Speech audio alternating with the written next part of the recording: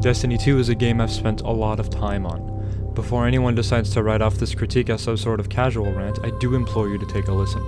I'd like to preface that Destiny, along with its sequel, are one of my favorite games of all time. Unfortunately, it will never be Halo Reach. Good. Execute. In this video, I'll be touching on and critiquing specific aspects of Destiny 2 in an attempt to highlight what is good and what needs improvement.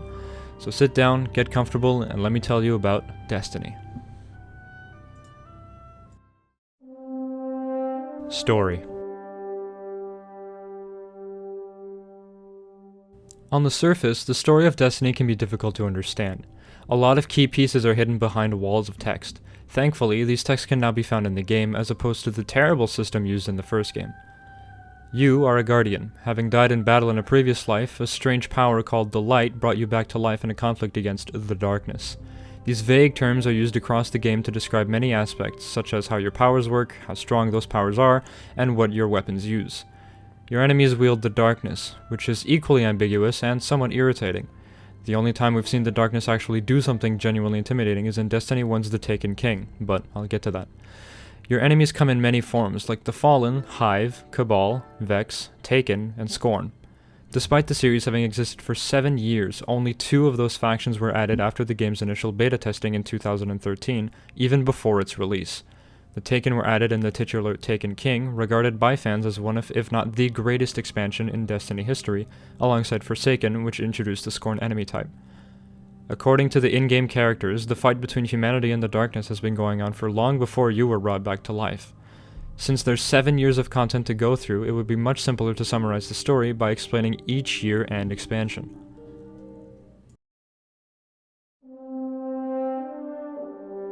Destiny 2: The Red War. Unfortunately, Destiny 2 released akin to its predecessor. A sad lack of content on release made the game very short and unenjoyable, especially with its rushed-feeling story. You, the player, lose your light. This effectively was meant to be the biggest threat to the player ever. Unfortunately, almost 10 minutes into the game, you immediately retrieve it, hop from planet to planet, gathering characters we don't care about, in order to fight a villain we don't find likable, and end the story in about 3 to 4 hours. The raid content, the Leviathan, had tons of secrets below the surface and was explored by fans for much longer than the face value story. So once we put the stick in... Alright, it's cup. Unfortunately, due to the unorthodox and somewhat intimidating nature of raids, this content is more often than not ignored by the average fanbase, who cannot muster up 5 other people to coordinate so closely. More on raids later. Not only was the story average, but the game transitioned to a new state by removing special weapons and forcing every player to use 2 primary weapons. Destiny 2 launched in a sad state and was possibly responsible for the largest number of fans quitting the game. Bungie repeated their mistake of Destiny 1 and launched 2 bad mini-expansions, Curse of Osiris and Warmind. These are so short and lacking in content that they are not worth talking about. If it's any metric, Curse of Osiris made me quit. Destiny 2: Forsaken. The expansion that made Destiny possibly one of the best games in the current pool of games, Forsaken, was a fantastic expansion. It introduced a new enemy type, a story very much tied to the player, and the first ever season. It also reintroduced special weapons, having longtime fans come back to the game. From this expansion on, Destiny used the seasonal format. Purchase a season pass to access exclusive and weekly content where you earn rewards for playing. A streamlined way to earn resources, gear, and new weapons is what turned the game into a much faster, more rewarding experience. The raid, Last Wish, is still considered the greatest piece of single Destiny activity still available in the game, and possibly one of the most complex video game activities someone can do with 5 friends. Longtime character Cayde 6 is killed by an awoken prince. Remember Taken King? Yeah. This story hit deep for longtime fans because Cayde was not only a character played by a well-known, long-time, fan-favorite voice actor for Bungie, Nathan Fillion, but was one of the most beloved characters in the series.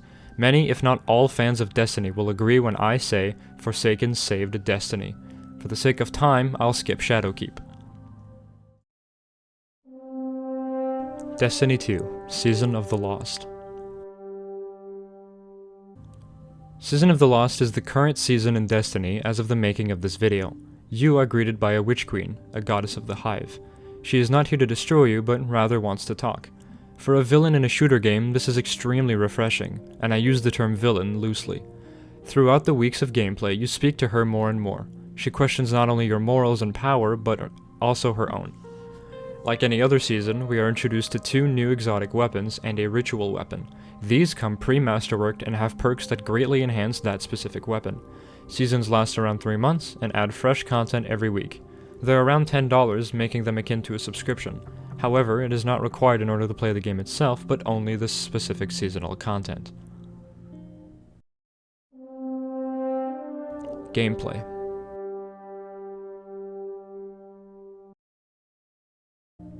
Destiny is a first-person shooter. If the gameplay on screen wasn't enough, you use guns to shoot things that are shooting at you. Sometimes it's aliens, sometimes it's people, sometimes it's eldritch abominations. They drop guns, which you can use to repeat that process, and armor, which you can use to repeat that process, but not hurt as much. Not only that, you're given the option to pick a class. You can be a Titan, a Warlock, or a Hunter, each with their own specifications, abilities, and niches. As a Titan, your job is to protect your team with barricades and charge headfirst into encounters. As Warlock, your job is to heal and empower your team using rifts that can heal or increase weapon damage, and strategize during raids. I swear every Warlock ends up carrying in these. As a Hunter, your job is to deal massive damage and remain hidden. Unfortunately, this class keeps getting the most broken pieces of armor and abilities, so they're either obnoxious or completely unplayable. Just rework the class, please. As it stands, the gameplay loop of Destiny can be attractive to a large portion of players. Playing specific activities to earn guns with perks that fit your playstyle can be very rewarding if you have the patience. Unfortunately, even the many gameplay aspects that allow you to specifically roll for perks, stats, or weapons, the random nature of this core piece of gameplay can frustrate many players. Not only that, certain weapons and exotic pieces of armor can dominate in player versus player environments, or PvP, making the Crucible mode sometimes bland, sometimes downright infuriating to experience, especially if a certain quest requires you to play this mode. While more uncommon in the modern setting of the game, it was a big problem during the early and even mid stages of Destiny's life. As a shooter, many of the guns are interesting and unique. Different types, frames, and perks allow you to fit anything you'd like to your exact playstyle. However, the exotic weapons and armor can only be equipped one at a time in order to rein in their above and beyond power level. These exotics have unique attributes that make them entirely unique. This means no 2 exotic weapons are the same, and unfortunately, no 2 exotics are created equal. Some just don't work, and some of them are so powerful that Bungie shuts off their perks temporarily in an attempt to fix them. This can be very frustrating for players who want to use these exotics. As an example, the exotic Worm God Caress has had its perk shut off for many years now. You can also collect resources in order to purchase inventory items that can upgrade your weapon and armor. This has been streamlined since the original release, since the Season Pass now grants you an ungodly amount of planetary resources to shorten the time you spend aimlessly roaming around a planet, holding the interact button every so often.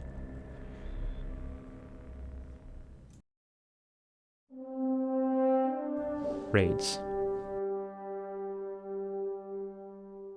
I will skip over the specific game modes and talk about my personal favorite thing to do in Destiny, the raids. A raid is a 6-person activity that requires you to have good coordination, communication, and teamwork to earn some of the best rewards available in the game.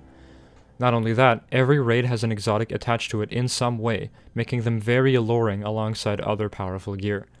The game, however, gives you little to no information on how to complete the separate encounters of the raid. If you begin an encounter, you'll either succeed, earn a reward and continue, or fail, either by a raid mechanic killing your entire team, or all of your team members simply dying regularly. Other special methods can also cause you to fail and restart an encounter, such as losing a key component in completing the encounter.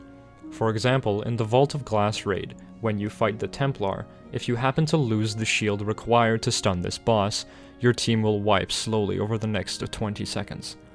Most raids have between 4 to 6 encounters, which vary in length depending on your skill and understanding.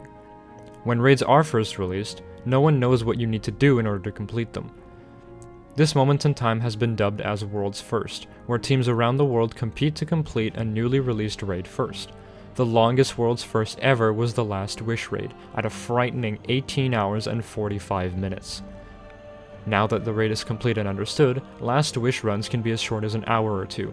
Raids always have, and always will be, the best part of Destiny.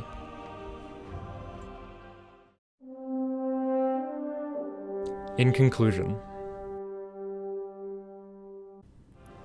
With all of that, how good of a game is Destiny 2?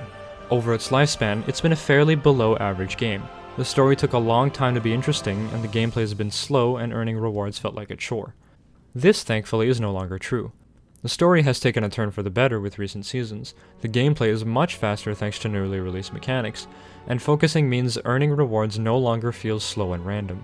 Overall, Destiny is a 6 out of 10, but currently, Destiny sits at a soft 9 out of 10. Add a raid with your buddies on the weekend? I will bully all of you through this if I have to. Where's the hole? There is no hole! Yeah, there is a hole, you stupid bitch. Is there a hole? Yeah, It's on the... Hit me. Found it? Oh! Whee! I never noticed there was a hole there. Just stand on the bomb. Or go to the Huh. hole. Jump in. And it's an 11 out of 10.